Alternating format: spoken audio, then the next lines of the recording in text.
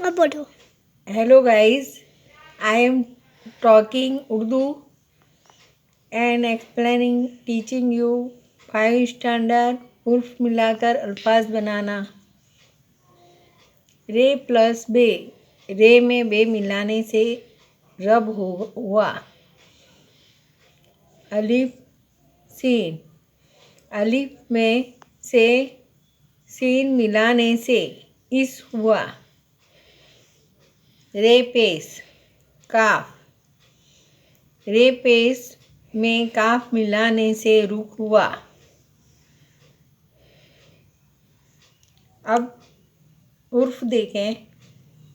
रे बे रब, रे टे रट, अलिफ बे अब, रे हे रे, रे सीन रस, रे नून रन, दाल सीन दस, दाल मीम दम, टे टे